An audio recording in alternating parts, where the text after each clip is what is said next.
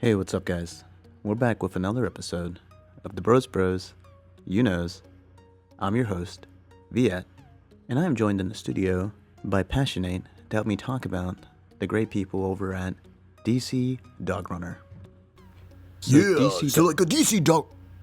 Sorry. Okay. DC dog. Did What you are you go doing, first? Then me. Yes. DC dog. Okay. Yeah. Okay, dude, Sorry. I'll go first, then you go.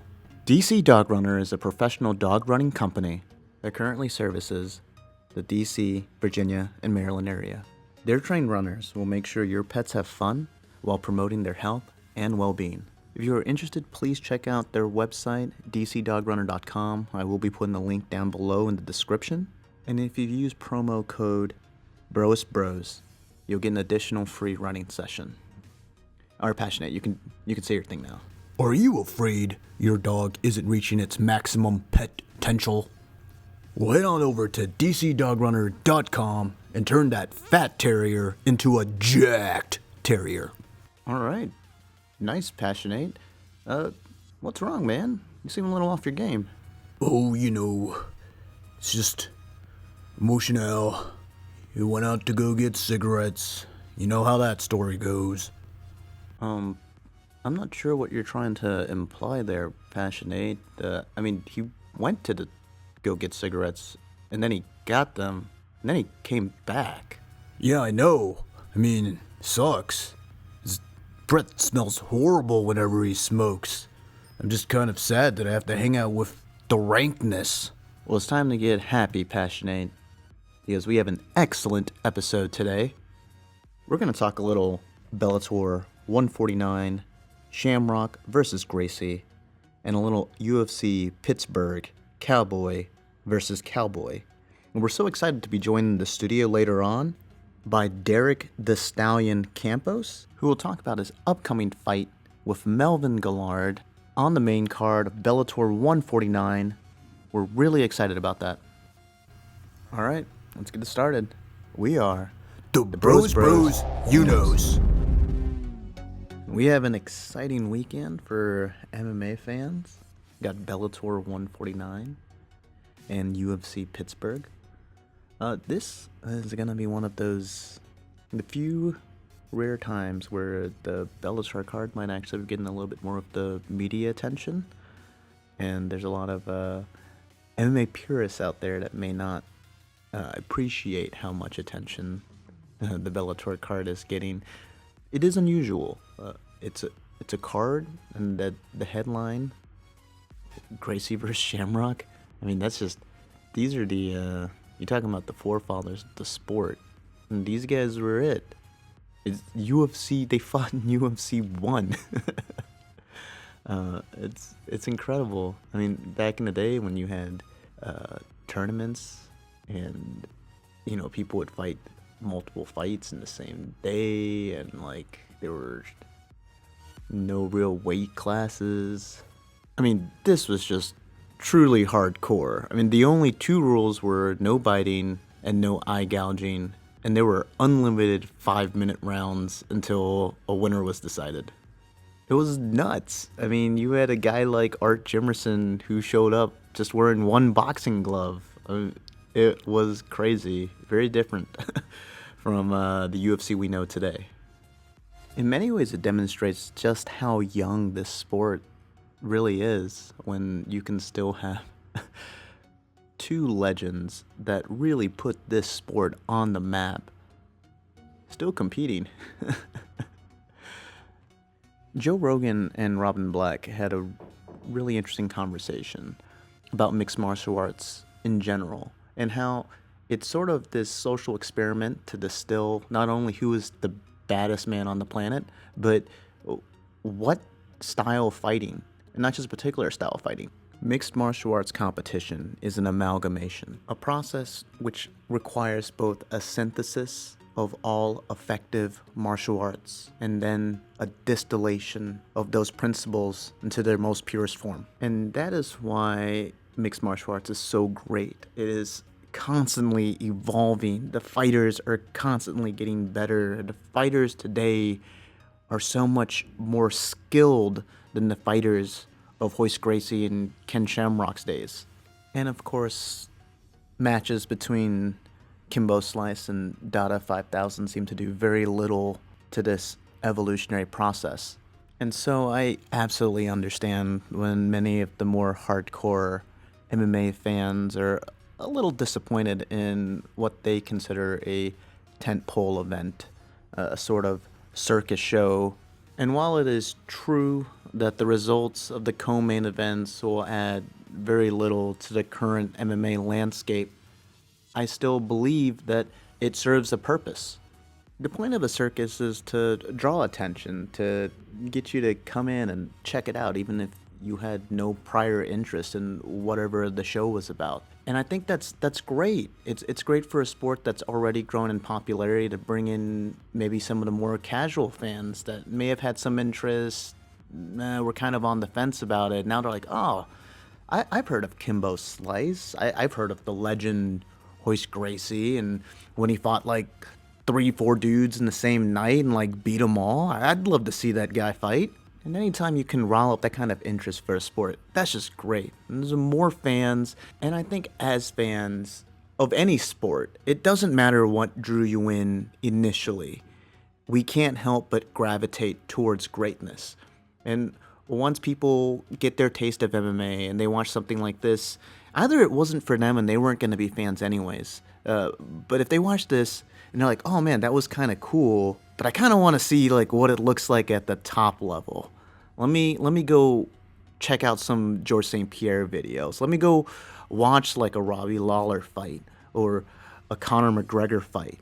Let me see this at the highest level, and then you have them hooked. And then they learn more about the sport, and that's just great for the sport of mixed martial arts. Generally, the bigger a sport gets, the better it gets, the more competitive it gets. And there is a nostalgic side of me that does kind of appreciate what Bellator is doing. It harkens back to the day when you would put a sumo wrestler, a 400-pound sumo wrestler against like some 155-pound taekwondo guy. I mean, what an absolute hook. I mean, if you were just browsing YouTube or something like that and you come across that video, 400-pound man takes on 155-pound man, you can't help but click and be kind of interested. So there may not be too much to say as far as a breakdown of Shamrock, Gracie 3. These are men that are clearly past their prime, and if you were to check out any of their highlight videos or watch some of their greatest fights, there may be little applicability there to what they're currently capable of doing. But man, do you have to give them so much respect, not only as legends of the sport, but also, I mean, at their age, just getting back into the cage, it's crazy, and it's awesome. Also, I mean, it should be pointed out that the spectacle of having a Kimbo Slice and Dada 5000 and the legends competing, it overshadows some of the very talented fighters on this card and some very, very intriguing matchups. One such matchup is between longtime MMA veteran Melvin Guillard against up-and-coming lightweight Derek Campos. Derek is 15-6 in his professional mixed martial arts career and is the former King of the Cage junior welterweight champion. And I was so excited to get a chance to chat with him. Hi, Derek. This is Viet with Broest Bros. How are you doing? Hi, Viet. Doing well. Just waiting for weigh-in. How are you? I'm doing all right. Can you hear me all right? Yes, sir. Once again, we want to thank you for taking time out of your busy schedule to talk with us. Always my pleasure. You have been fighting professionally for about 7 years now? Yeah, pretty much close to, yeah. Since 2007, I started training. And how did you get into the sport of mixed martial arts? Let's see here. By the time I went out to college in New Mexico, I was trying to play football, but just, got tired of football, got tired of team sports, and wanted to try something that was a little more solo. And by that time, I started watching the UFC, and that's when I decided I really wanted to give it a shot. So back in 2006 to 2007, I made the transition from team sports like football over to training for MMA. Now, you are fighting tomorrow at Bellator 149 in Houston, Texas. You are actually replacing Mike Bronzelis on short notice at a 155 match against Melvin Guillard, who's a longtime MMA veteran. How hard is it to mentally and physically prepare for a fight on short notice? I know some people use the term off the couch. I mean, how physically prepared were you when they called you up to offer you this fight? And how tough is that to fit in an entire training camp in just a few weeks? Well, before I got the initial call, I had been maintaining and going to the gym and working out and running, when I could regularly, not pushing it like I do in training camp. But as soon as I got the call from the matchmaker, Rich Chow, about 2.5 weeks out, that's when I got the call, and he said it was a potential matchup. So he said, let's just start getting ready. So that's how I started getting ready. And then that call was on a Thursday, I think, or Wednesday, and the following Monday, we went ahead and it was confirmed, and I went ahead and signed the contract. So a good 2.5, weeks of hard training and sparring, getting ready, and dieting. So, I was maintaining, and then once I got the green light, it was a 100% go. Started going full training camp, so it wasn't that hard. And we are about a day away from your fight now. How are you feeling? How's the weight cut? It's actually going pretty well. I woke up this morning at 157.2 on my scale, and then I went downstairs and checked on their scale, and I'm actually 156.8. And really, I can just kind of float that. Probably use the restroom and take a hot salt bath and get that .8 and then some off. But physically, I feel great. If I had to fight Guillard like this, I could fight him right now. That's how good I feel. Like, I'm not completely dehydrated. I'm not completely weakened, as I've been before. So I feel great. I feel bigger. I feel stronger. And because the last two weigh-ins I came in light. I came in at 153.5, and honestly felt like I could have made 145. But now I feel like I'm big 55 again, and once I make weight, I don't see why I won't be back up to 170 pounds in no time. Now, Derek, 2015 was a bit of a rough year for you professionally. What adjustments have you found helpful as you prepare for your first fight in 2016? Just changing my whole mindset, I just put too much into, focusing on the diet and, because I had missed weight before, but now my mindset is different. I try to stay bigger, leaner, and focused, pretty much focus on staying lean and mean, so that way the diet and the weight cut doesn't have so much mentally put into it. It's just easier now, so that I can put 100% time mentally focusing on the fights. And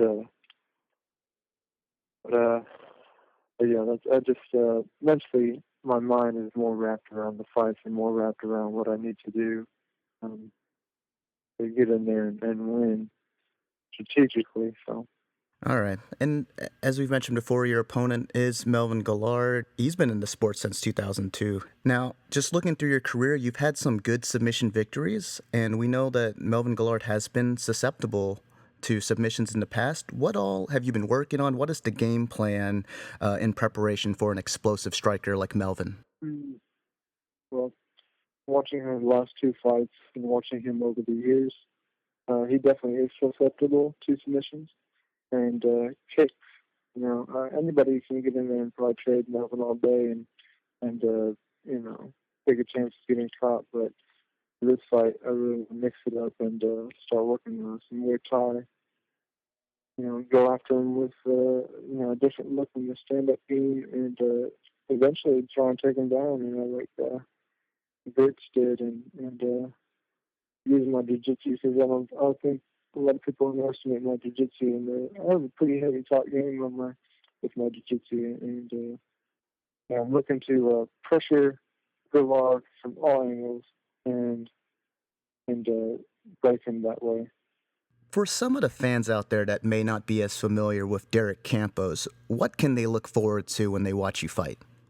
When they watch me fight, they can expect an exciting fight. I'm just laying guys. They can expect, in your face fighting. Grinding it out against the cage, grinding it out on the ground. And if it's on the feet, I'm the type to move forward. I don't move backwards. So they can expect a fast-paced, hard-hitting fight when they watch me. So. All right, and I want to hear your thoughts. There's a quote-unquote super fight that is happening in your weight class on March 5th, Conor McGregor versus Raphael Dos Anjos. Who do you like in that fight? Honestly, I believe I think if Conor can get in Raphael Dos Anjos' head, he probably is already. But I don't see why Conor can't win this fight. I definitely don't favor either one over each other, but if I had to speculate who could win it based off of more than just skill, if Conor McGregor gets in Raphael Dos Anjos' head, I think he could take it, but we'll see. Raphael Dos Anjos is a beast, and he already did the Cowboy. But if I was a betting man, I would go ahead and put it on McGregor. All right, guys. You can watch Derek Campos this Friday, February 19th at Bellator 149, Shamrock versus Gracie. The prelims start at 6:30 p.m. The main card starts at 9 p.m. live on Spike. Derek, thank you so much for taking the time out to do this, and best of luck to you. Oh, you're welcome. It's my pleasure. Thank you. Here at Broest Bros, we would like to thank Derek Campos again for taking the time out of his busy schedule to chat with us. And we wish him all the best in his match against Melvin Guillard, which promises to be a very exciting fight, so you should definitely tune in. And what's really awesome is if you didn't quite get your fix on Friday, you have UFC Pittsburgh on Saturday, Cowboy versus Cowboy. Since they're both nicknamed Cowboy, I'm going to address them by their last names when I talk about them individually. So I'm going to start with Donald Cerrone. We've broken down his style a bit in Broest Bros before, and like I've said previously, he is at his best when he gets to bully you, when he kind of moves you back, and boy, he is really dangerous once he gets you moving backwards. His Muay Thai game is deadly, and as soon as you start moving back, he starts throwing those leg kicks, and they're impossible to check as you're moving backwards. Oh man, sorry I missed the podcast. Thanks for joining us, David. So we're talking about Donald Cerrone and his matchup against another Cowboy, Alex Oliveira. Yes. Thoughts on the fight? I think everyone who is a betting person should put their money on Cowboy in this fight to win. Man. If you want me to get specific, I can. Yeah, let's hear it. Okay. Specifically, you should put your money on Cowboy Cerrone to win. And why is that? Oliveira is rather new to the UFC. He does have some skills,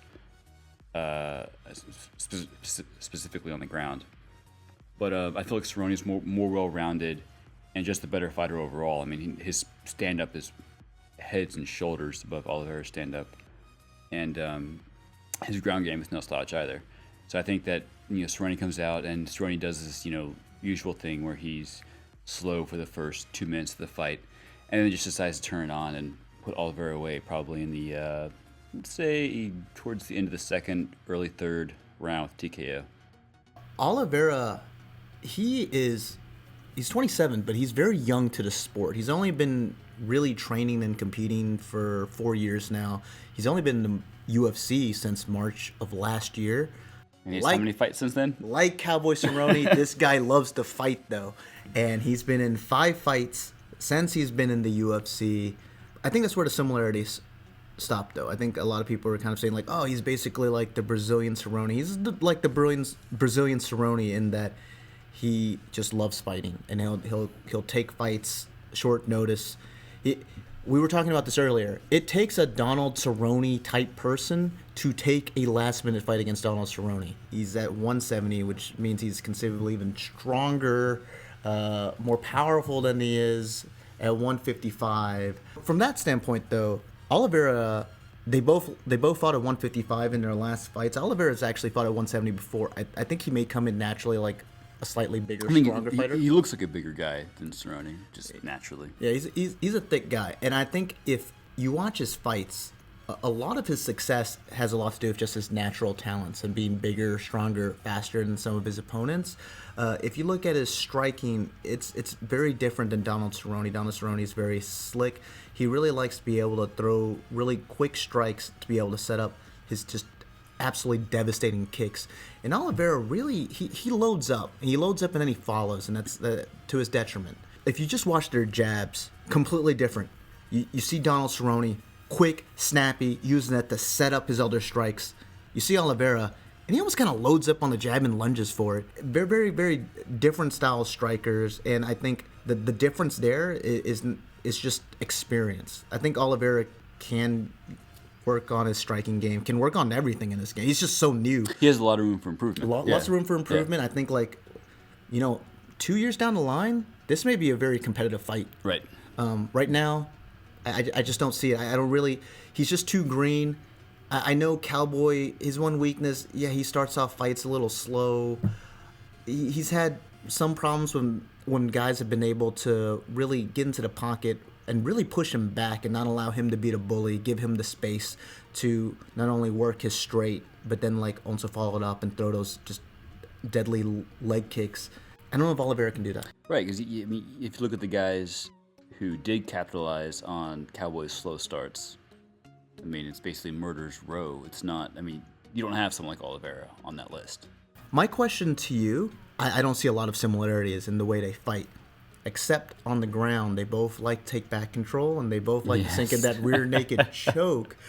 Oliveira, that may be the one area where he is very his skill level may almost match his just pure physical prowess versus the other parts of his game. If it gets to the ground and becomes a jiu-jitsu battle, who do you think wins? Oh, that is tough. Man, put me on a spot like that. Whew. Oliveira is very good on the ground, but I'm still going to stick with Cerrone here on this one. I think his experience would come into play there, and because like I said, he's not a slouch when it comes to the Brazilian Jiu-Jitsu either, and so it's more of a gut call though than anything else. I'm gonna agree with you again, and I think Jiu-Jitsu more than anything, it's like fine wine, gets better with age. Jiu-Jitsu fighters, they just constantly add elements to their game. Cerrone just has pure experience over Oliveira. He's been doing it for a while. And when they're on the ground and you have these moments where you can transition and you can set up certain things to start attacking or set in some things to defend, I don't think Cerrone won't panic. He's been there before, and Cerrone's very patient. I agree with you. So you said that you think Cerrone will finish it second or third round? Yep. Yeah, I don't see this going to decision. I think Cerrone is definitely motivated to get a stoppage one way or another. I actually see it being a submission. Oh, really? Okay. All right. And the way I see it playing out, if it's a TKO or knockout, you have to take a shot. That'd be Oliveira's one way of winning, is to just knock out Cerrone. Really powerful striker. Really, in many ways, he's kind of scary himself. I point out some of his flaws. He does load up, but man, he's got some pure power. I think that it'll be one of those fights where we're kind of surprised early on. We're like, wow, on short notice, Oliveira's kind of taking it to Cerrone. And it'll be a combination of Cerrone's a slow starter and Oliveira's a bit of a bulldog like that. I think Cerrone will weather the storm. Second, third round, he'll start landing those leg kicks, really start slowing Oliveira down. Eventually, he's going to get the takedown. And I see him submit him. If I have to call it, I'm going to say fourth round. Okay, all right. Nice. If that happens, I would take a shot. Yeah? Yeah. Thoughts on the Bellator card? Okay. So honestly, I mean, Ken Shamrock versus Royce Gracie. Okay, that'd be cool, I guess. I mean, who knows? Both guys are like 60 years old at this point. Kimbo versus Dada 5000. That should actually be fun. I mean, like it's like you had Kimbo when he fought. He was fighting like actual MMA fighters and just got destroyed. But now you have basically Kimbo versus Kimbo, which actually should be entertaining, right? For 30 seconds. Yeah, until one of them gets knocked out. Everyone keeps thinking like, oh yeah, they're gonna get knocked out. What if they just gas? And then it becomes just like two really tired guys just like pawing at each other, and they don't know. It's not like they know how to take each other to the ground and submit them or anything. Yeah. It'll just be like this really, really boring fight. So it'll either be an awesome knockout or a horrible fight. It's gonna be a horrible fight. There just might be an awesome knockout along the way. All right, guys, it should be a fun weekend for MMA fans. Bellator 149 on Friday and UFC Pittsburg on Saturday. You guys tune in. They're both free fights, so no excuses. Spike and Fox Sports 1, right? Yeah. All right. Saturday, Sunday. Let's do it. All right, guys, and until next time, we are the Broest Bros You Knows.